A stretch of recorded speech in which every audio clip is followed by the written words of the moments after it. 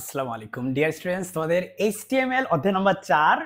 এই অধ্যায়ে আমি দিনাজপুর বোর্ড 19-এর একটি কোশ্চেন নিয়ে আজকে আলোচনা করব। তোমরা জানো তোমাদের আইসিটি এইচএসসি সিলেবাসের একটা চ্যাপ্টার হচ্ছে এইচটিএমএল। ইউআরএল হলো ওয়েব পেজের কি? লিংক, অ্যাড্রেস, হোম পেজ না সার্ভার? কি মনে হয় ইউআরএল কি? তোমরা জানো যে আমি জানি যে তোমরা দেখার সাথে সাথে বুঝতে পারছো যে ইউআরএল হচ্ছে এক ধরনের অ্যাড্রেস, তাই না? ইউআরএল এর পূর্ণরূপ কি বলো মাই ডিয়ার স্টুডেন্টস? ইউআরএল হচ্ছে ইউনিফর্ম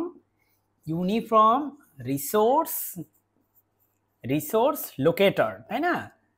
ইউনিফর্ম রিসোর্স লোকেটর, তার মানে হচ্ছে এটা হচ্ছে বিভিন্ন রিসোর্সকে লোকেট করে, বিভিন্ন রিসোর্সকে কি করে?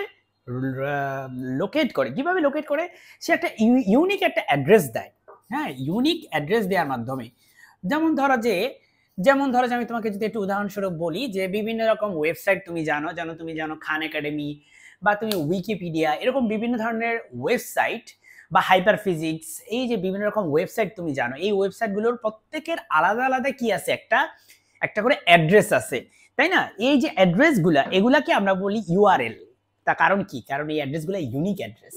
ঠিক আছে? আবার কিন্তু তুমি ভুলে ইউআরএল কিন্তু ইউনিফর্মের জায়গায় ইউনিক লেখো না।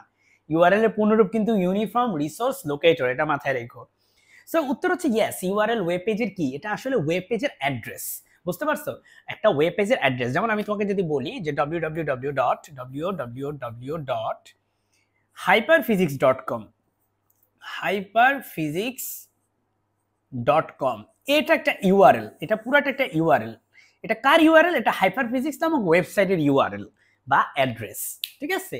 আশা করি তোমাকে আমি বোঝাতে পারলাম মাই ডিয়ার ফ্রেন্ডস। আশা করি এই ভিডিওটি তোমার উপকারে আসছে। তুমি আমার চ্যানেলটি সাবস্ক্রাইব করে রাখো, সেক্ষেত্রে ইনশাল্লাহ তোমার ভালোই হবে, খারাপ হবে না।